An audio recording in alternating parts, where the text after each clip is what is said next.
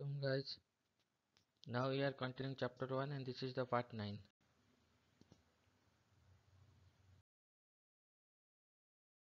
What is parallel forces?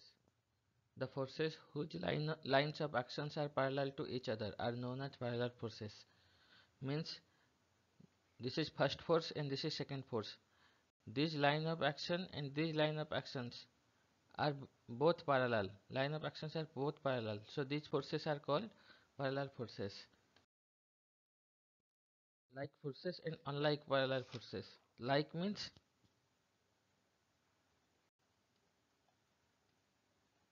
this is four parallel forces and both and all have same directions, so it is called like parallel forces.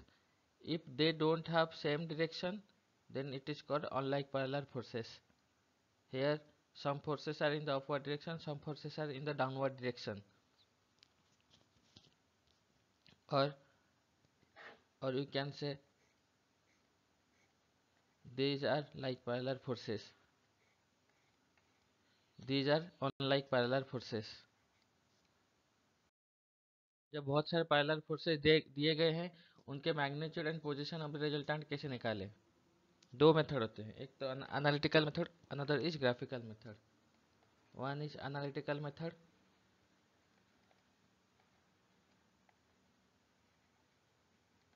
second one is graphical method.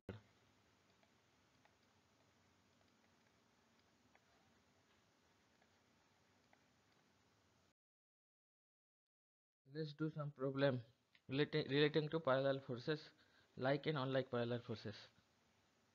Here two like parallel forces are given. One is 50 Newton.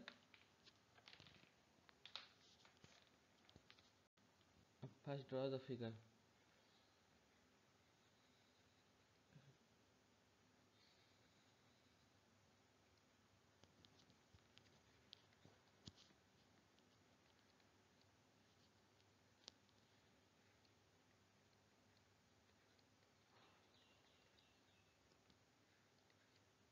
Two like parallel forces are given. Like means same direction and parallel.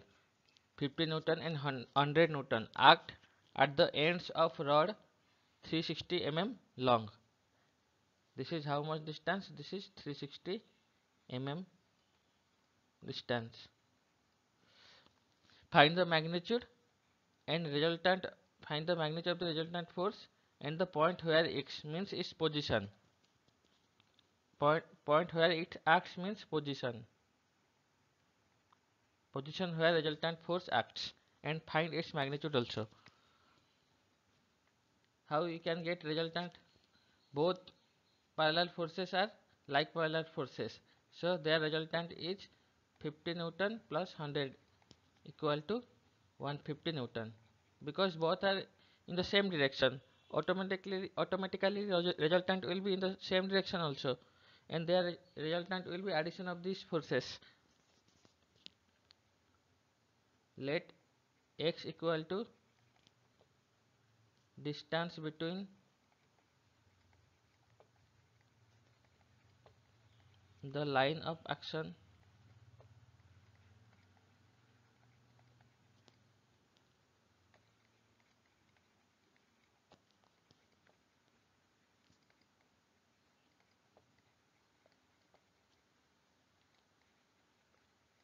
A. Suppose resultant हमें पता नहीं है कौन से point पे resultant आ रहा है, हमें पता नहीं कौन से पॉइंट पे आ रहा है. सपोज रिजल्टेंट यहाँ आ रहा है, ये रिजल्टेंट आ रहा है यहाँ पे आर, ये सी पॉइंट पे आ रहा है, और let x equal to distance between C and A. हमें ये एक्स पता करना है. कैसे पता करेंगे? मूवमेंट लेंगे. मूवमेंट किस कौन पॉइंट के रेस्पेक्ट में लेंगे? अगर ए पॉइंट पे लेंगे तो दोनों क्या हो जाएंगे? एंटी क्लॉक हो जाएंगे. अगर बी पॉइंट में लेंगे तो आर और 50 क्या हो जाएंगे? अगर ए पॉइंट पे लेंगे तो आर और 100 क्या हो जाएंगे? क्लॉकवाइज होंगे. अगर बी पॉइंट पे लेंगे तो आर और 50 क्या हो जाएंगे? एंटी क्लॉकवाइज हो जाएंगे. तो अगर सी पॉइंट लेंगे 50 न्यूटन हो जाएगा एंटी क्लॉकवाइज और 100 न्यूटन हो जाएगा clockwise. So taking movement with respect to C, summation mc equal to 0। और क्या लिख सकते हैं, 50 न्यूटन एंटी क्लॉकवाइज है, 50 इंटू 50 और सी के बीच में कितना डिस्टेंस है, 360। अब 100 किस तरफ से घूम रहा है, with respect to C, clockwise. Clockwise मतलब प्लस 100 इंटू बी और सी के बीच में कितना डिस्टेंस है, ये टोटल अगर 360 है और ये x है तो कितना हो जाएगा, ये 360 माइनस एक्स हो जाएगा। This is 360 minus x, so 360 minus x equal to 0. By solving this, you are getting x equal to 240 mm. Means resultant का डिस्टेंस पॉइंट ए से कितना डिस्टेंस पे है, 240 mm, और पॉइंट बी से कितना है, 360 माइनस 240 इक्वल टू 120 mm.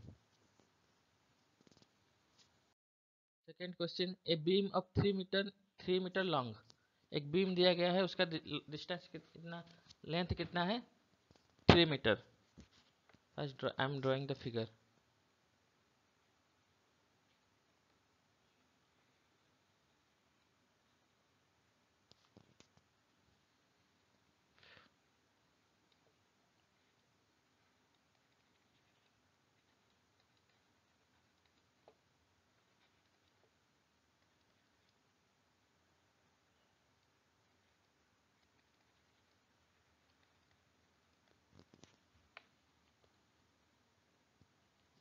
हाँ, ए 3 मीटर लॉन्ग, कितना डिस्टेंस है, 3 मीटर।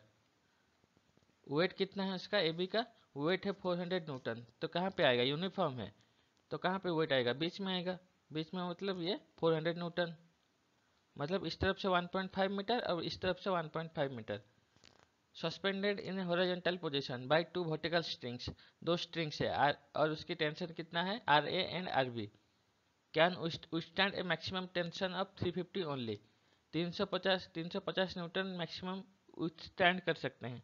अगर इसकी टेंशन उससे ज़्यादा हो गई तो ये टूट जाएगा, किसी की भी। अगर ये आर ए 350 से ज़्यादा हो गया तो ये टूट जाएगा, अगर आर बी 350 से ज़्यादा हो गया तो ये टूट जाएगा। How far a body of 200 Newton be placed on the beam. अब 200 न्यूटन का एक अलग से वेट है, अब पूछ रहा है कि हम उसको कहाँ पे लोड, कहाँ पे उसको प्लेस्ड करेंगे, ए बी बार में, ए बी बीम में। So that one of the string में जस्ट ब्रेक। अगर हम ए बी के ए और सी के बीच में देंगे तो आर ए टूट जाएगा, अगर सी और बी के बीच में देंगे तो आर बी टूट जाएगा। Suppose we are placing 200 newton here in D. Suppose हम यहाँ पे प्लेस कर रहे हैं डी पे, यहाँ पे 200 न्यूटन यहाँ पे पुट के, तो क्या आर आर क्या हो जाएगा, 350 टच कर लेगा, 350 टच कर लेगा तो आर ए टूट जाएगा। तो आर ए क्या हो जाएगा, आर ए 350 हो जाएगा, 350 न्यूटन हो जाएगा। तभी तो आर ए टूटेगा ना, क्योंकि हम एक्स्ट्रा लोड इस तरफ से दे रहे हैं, इस तरफ से दे रहे हैं मतलब आर ए पे एक्स्ट्रा भार आ रहा है। एक्स्ट्रा भार आ रहा है मतलब 350 न्यूटन ये क्रॉस कर जाएगा तो टूट जाएगा, मतलब 350 न्यूटन हो जाएगा, इसलिए वो टूट जाएगा। Let x equal to distance between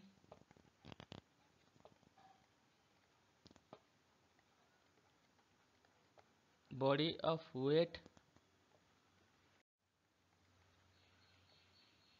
200 newton and support A और 200 के बीच में डिस्टेंस है सपोज x। अब मूवमेंट किसके रेस्पेक्ट में निकालेंगे, ए के रेस्पेक्ट में निकालेंगे। मूवमेंट विथ रिस्पेक्ट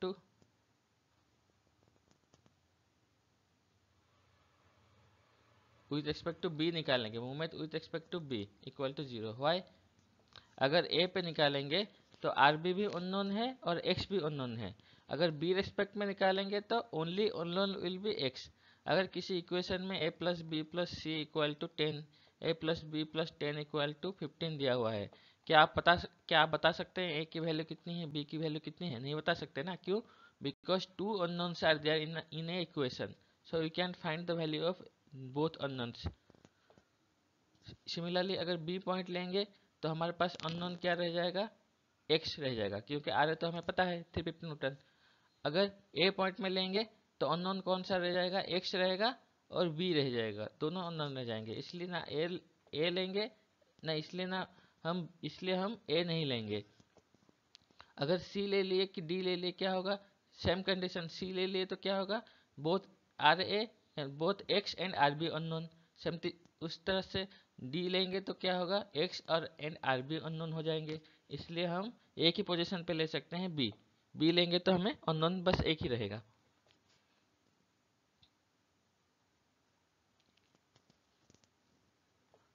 अब movement with respect to B निकालो, आर ए और आर ए क्या है, क्लॉकवाइज घूम रहा है, तो प्लस ए के बी के रेस्पेक्ट में कैसे घूम रहा है, क्लॉकवाइज घूम रहा है, इस तरह से clockwise.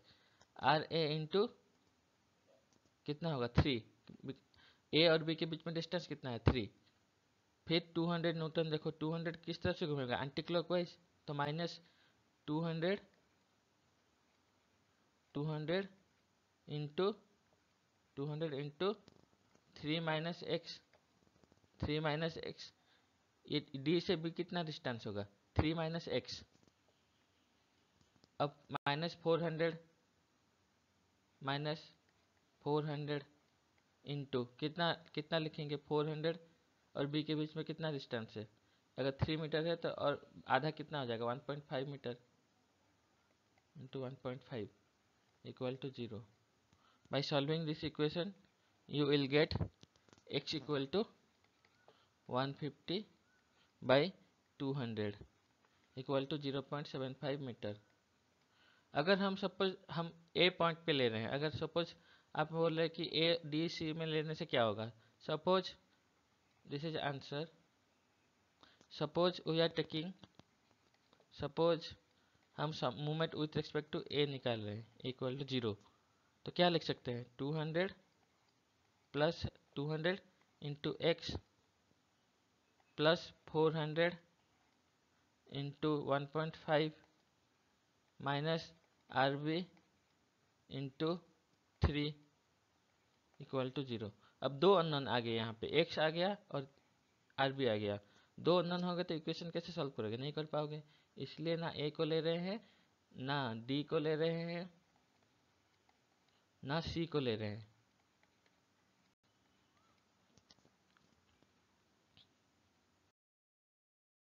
Next question, two unlike parallel forces, unlike parallel forces मतलब दोनों अलग डायरेक्शन में होंगे।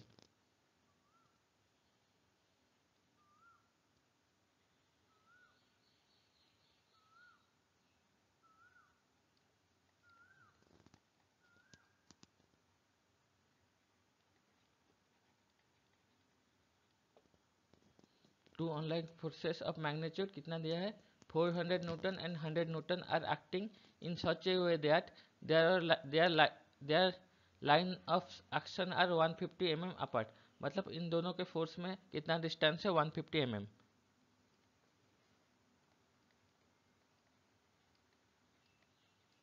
डिटरमाइन द मैग्नीट्यूड, मैग्नीट्यूड निकालना है हमको किसका, रिजल्टेंट फोर्स का, and the point at which it acts, मतलब मीन्स इसका पोजीशन, मीन्स इस पोजीशन ऑफ द रिजल्टेंट किस पॉइंट पे लग रहा है। Suppose this is A B, suppose resultant कितना होगा, रिजल्टेंट विल बी यहाँ क्या, this is unlike parallel forces means resultant equal to 400 minus 100 equal to 300 newton, and it should be act the downward direction, because downward में ज़्यादा force है तो total resultant कितना होगा, नीचे ही आएगा।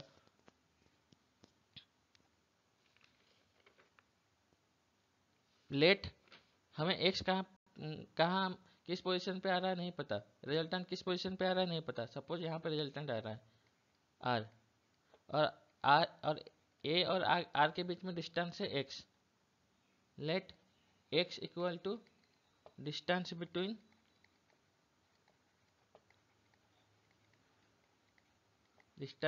The lines of action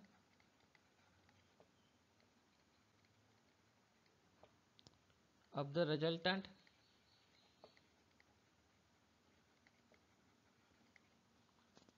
resultant force and A in mm। तो movement किस पॉइंट के रेस्पेक्ट में निकालेंगे? Now taking movement with respect to A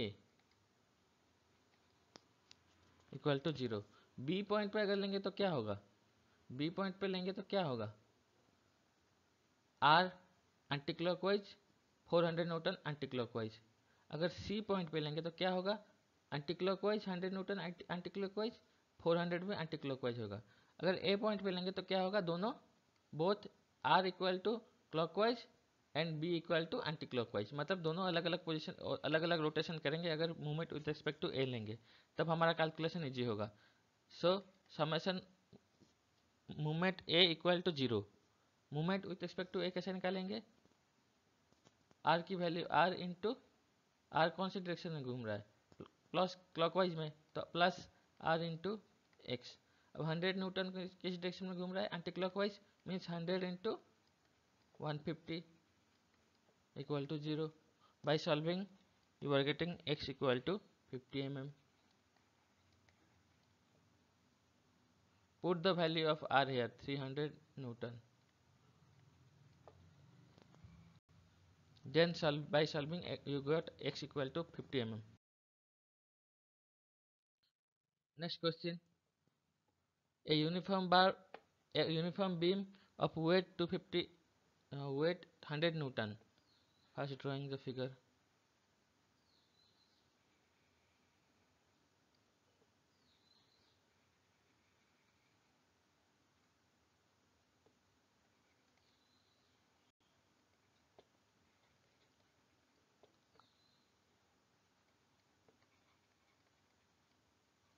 A uniform beam AB of weight 100 Newton.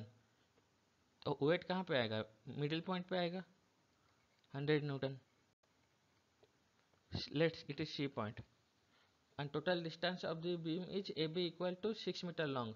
तो आधा आधा क्या हो जाएगा? 3 मीटर हो जाएगा। This is 3 metre and this is also 3 metre. Her two bodies of weight 60 Newton and 80 Newton suspended from its two ends। दो 60 Newton and 80 Newton दो एंड पे सस्पेंडेड है।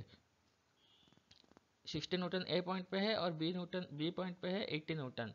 Find analytically at what point the beam should be supported.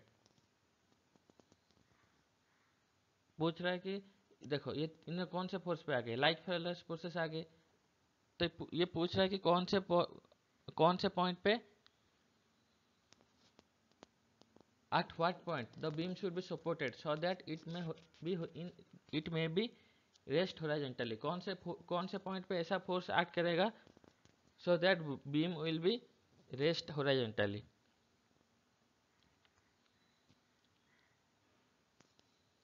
Suppose x point पे, this is d point पे, यहाँ पे क्या होगा?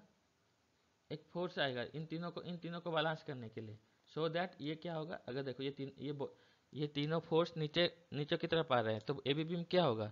एबी बीम क्या होगा? एक थोड़ा नीचे से टिल्ट हो जाएगा, इस तरफ से टिल्ट हो जाएगा, नीचे की तरफ टिल्ट हो जाएगा, क्योंकि तीनों फोर्स इस तरफ से लग रहे हैं ना। अगर कौन से पॉइंट पे ऐसे फोर्स देंगे तो ये क्या होगा? Body remain in horizontally, rest in horizontally. Let x equal to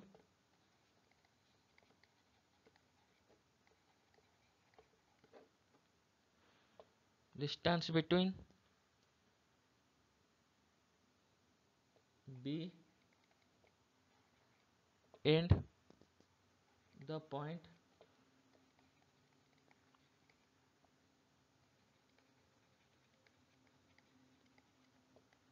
where the beam should be supported।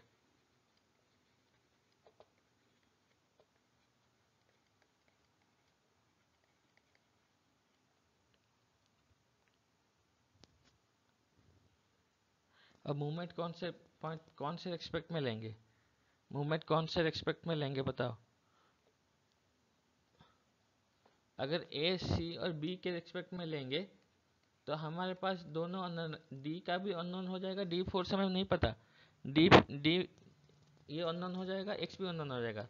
सब movement with respect to D लेंगे हम, movement with respect to D.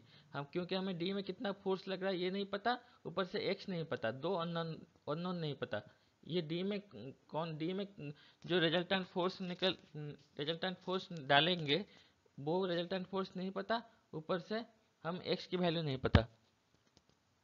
तो इसलिए movement with respect to D करेंगे तो क्या होगा, ये रिजल्ट, ये फोर्स एटलीस्ट एलिमिनेट हो जाएगा, एक ही अननोन रहेगा, बस एक अननोन रहेगा।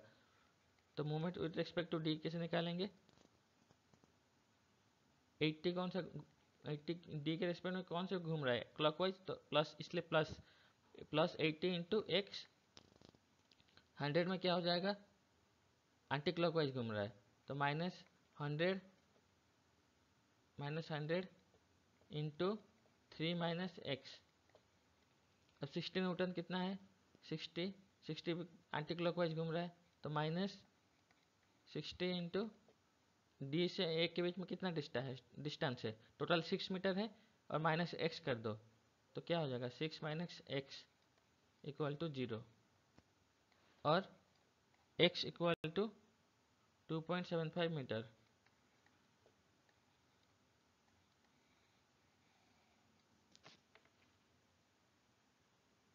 Thank you.